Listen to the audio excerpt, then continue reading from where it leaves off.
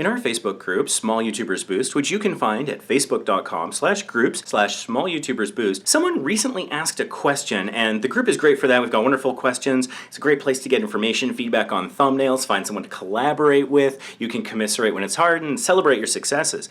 And one question in particular that came in that I wanted to talk about because it struck a chord with me. How do you deal with hateful and abusive comments on YouTube videos? Someone just spoiled my day because I made a controversial comment on a trending series. I already have a video out about how to deal with trolls, and so I recommend you check that out. The short version is Kill Them With Kindness, and that video gets into much more detail about how that goes. But the part of this I want to talk about is that they made a controversial statement on a trending series, and then they kind of got hate as a backlash. So I want to talk about this more narrow example specifically. I think we have an idea when we say something controversial, the unpopular opinion. I think we've got a pretty good idea on when we're doing that. I think we need to acknowledge that that is a choice, and a choice that we're making, and a choice that we don't necessarily have to do. Courting controversy can result in views and followership, and sometimes that's good and sometimes that's bad. But know that that's sort of a risk. On my Vacation Impossible channel, I put out a video where I was talking about a bad experience I had on a cruise ship in a spa. And I knew that there were going to be some people, possibly employees of the spa, that were going to come and kind of defend it. And they had different experiences, and they're going to feel different. And what I'm saying was critical. And so it's going to evoke some of those sorts of feelings. And so I made a choice to do that. I recorded it when I was angry, I edited it when I was calm, and I uploaded it, and I timed it not necessarily focusing on getting the most views, although that's a good strategy, but part of it was also I made sure that I uploaded it when I was in a good mental space where I was prepared for that kind of a response. And I had kind of mentally strategized, like, what do I think some of the negative comments are going to be, and what do I think am I going to be able to say about it? And I thought about that as I was editing the video as well, because another good example actually is my Six Flags video where we basically got kicked off some rides on Six Flags for filming. Now, we were doing our best efforts to follow the rules, and the staff were mostly great, but towards the end, there was a negative encounter where the staff was rude and dismissive, and it became a problem. The staff escalated the situation. We were doing everything we could to follow the rules. We weren't perfect, though. The signage was difficult to see, and so when I was editing that, I made the conscious choice to leave all of that in. I wasn't just going to paint myself in the best light. I was going to show everything that happened, because I was thinking critical comments, people are going to say, oh, you were jerks for trying to film in the first place, or oh, it's on their website, or whatever. And so by showing everything and the efforts we made to try and educate ourselves, I think that helped cut down on it. And one of the challenges too is these videos, they stay up potentially forever. I mean, that's up to you, but this video for the Six Flags experience happened before their website mentioned cameras at all. And so in the comments, I'm constantly having to explain this video is from this year and this month, and they didn't have the information available.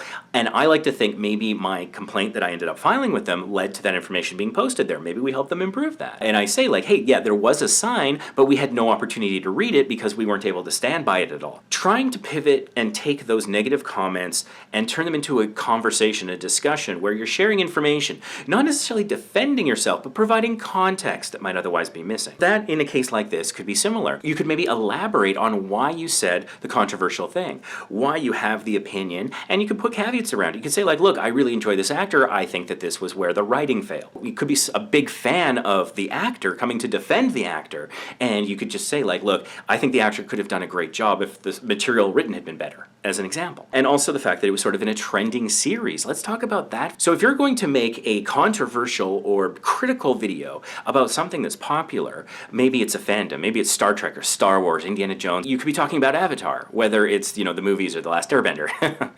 Whatever it is, you could be expressing an opinion, and you might not think it's controversial at the time, and then people come at you.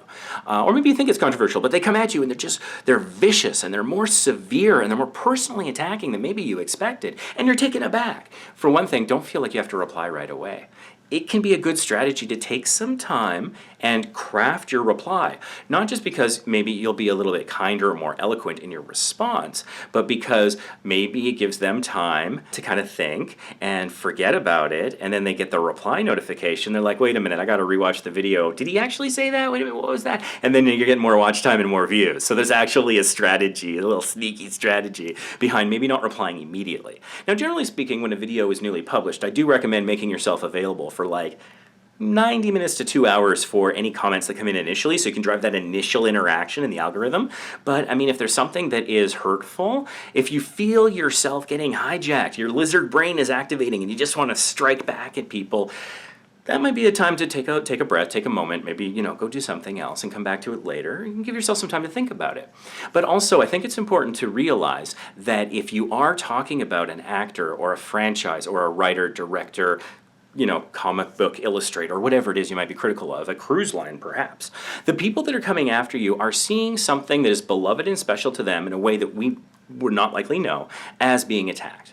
The old, "You've ruined my childhood because you pointed out that Indiana Jones actually didn't impact the outcome of the first movie." I saw that on Big Bang Theory. I don't take credit for that. What's useful about that realization? Knowing that is helpful partly because you realize that they're not upset at you. What they see themselves as defender of the things that they love. And people are entitled to like what they like. And we're not necessarily out to yuck their yum, but we have our opinion too. And if it's something that people enjoy watching or find informative, then that's a good thing to share into the world, even if it pisses some people off. Controversial statements. I mean, if all we ever said were nice things and agreed with each other all the time, we wouldn't be learning a whole lot from each other, I don't think. I think critical thinking is not a bad thing. People say, "Don't take it personally," which can often sound really dismissive. And so, how do you maybe take it a little less personally is understanding that it's not you that they're upset with, it's that their love of the series or whatever, maybe the TV show, is so deep and abiding that they've got cognitive dissonance and nothing can ever be wrong with it, and they're going to defend it to the very last. And maybe there's just no way of convincing them differently. If that's the case, you can spark a conversation. So if you say something very critical, if you say something like, when Star Trek Discovery jumped into the future, they ruined the show. And they're like, "No, it's my favorite show, and you don't like the stars, and you don't like their message, and all this stuff." And they're putting words in your mouth. You could ask questions. What makes you say that? What part of the video made you think that I don't like the cast? Things like that. Or you could even ask, "I think it might have been better if they had done this. What do you think? Would you have enjoyed that?"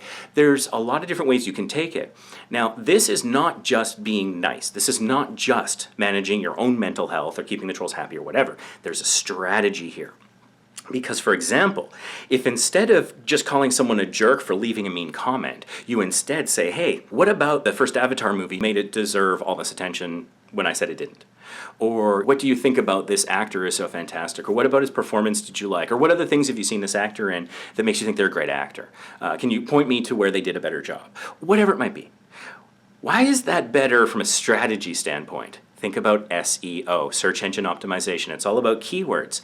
And so now when you're talking about the director, the actor, the movie, the franchise, the writer, whatever it might be, you're using their names. You're using the name of the franchise and the name of the character. "Oh, I didn't like Poe in the more recent Star Wars films." And so maybe they said, "Oh, Poe was great." Go back in and say, "What makes you like Poe?" But don't just say Poe. Put out the full character name so the SEO score is a little bit better. And be strategic in the comments. So when you're having this conversation, jerk, saying, "Yeah, you're a jerk, screw off, you're a snowflake," whatever you might want to say, your first, counterpunch reaction, that's probably not going to have good SEO value. If we want to talk just total, dirty SEO strategy. Whereas if you take your time and you ask a question, you prompt a conversation, the question or your response is going to probably have some of those keywords in it, which will help your SEO just a little bit. And also they're going to come back and respond. If you just call them a jerk, they're less likely to click on that necessarily. But if you come back with a question, that question mark, for a lot of people, the question mark sits there and it burns in their brain like an ice pick to the brain, and they can't not answer. And then they come back and you get another view and you get more watch time, you get more engagement when they answer. And so if you can also turn them from a troll into somebody who has a conversation with you, and then maybe you can give them a little ground. You can agree with something that they say, maybe not the core of everything. It's like, "Yeah, you know what? I agree that you're right, the special effects were a little bit better in the newer movies, but I felt the writing wasn't as great." Maybe that's your opinion. But in the video, you didn't say that. And so now they think, okay, well, they acknowledge part of what I'm saying. And so it's a back and forth, and it becomes a little bit more respectful and maybe a bit more appreciative. And that could possibly turn them from a troll into a fan because they know that you're open to new ideas and you engage with your audience. And that's things they might not be able to get somewhere else. I love Cinemassacre. I love watching his movie reviews, but he has over 3 million subscribers. He's not going to reply to a comment I make. Whereas if I go to someone else, a smaller channel, I might be able to have a back and forth with someone who's thinking critically about maybe something my friends don't want to talk about. Maybe I'm the world's biggest Avatar fan or something, and my friends and family aren't into it. They don't like it.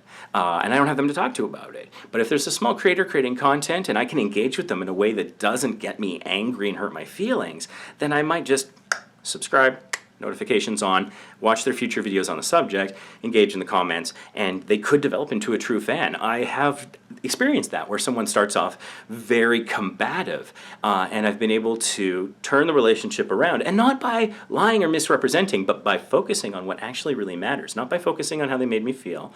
Even though those feelings are valid, I don't want to invalidate that. That is that's a fair thing. That's why you need to take time for yourself sometimes. But focus on the core of what they're saying and thinking about what made them say it. If you just want to insult my bald head, I don't know, I can maybe try and come back with something funny to say. But if you're saying, hey, Baldy doesn't understand how comic books work. He doesn't understand what Spider-Man's about. And I had expressed an opinion saying Spider-Man should, I don't know, be a stand-up comic. And they're like, that's ridiculous. That's not a thing. If they say Baldy is stupid, I can't work with that. If they say, hey, Baldy doesn't understand the comic books, I could say, yeah, and neither does a movie-going audience who hasn't read them. So how can you introduce it to a new looking audience or something like that? Spark a conversation that's respectful, and you never know where it will take you. So thank you so much for watching this little TED Talk of mine, this little rant. Hopefully it answers the question in some way. And please, if you did like it, give the video a like. It helps us in the algorithm. As well, if you haven't already, subscribe to the channel. We've got tons of useful videos. There's that video I mentioned about dealing with trolls, but there's so much more. We've got tutorials on how to get more views, how to get more subscribers, how to create better thumbnails, how to stay motivated as a creator. So you can check all that out on the channel. And thanks so much for watching, and hopefully we'll see you in the next video.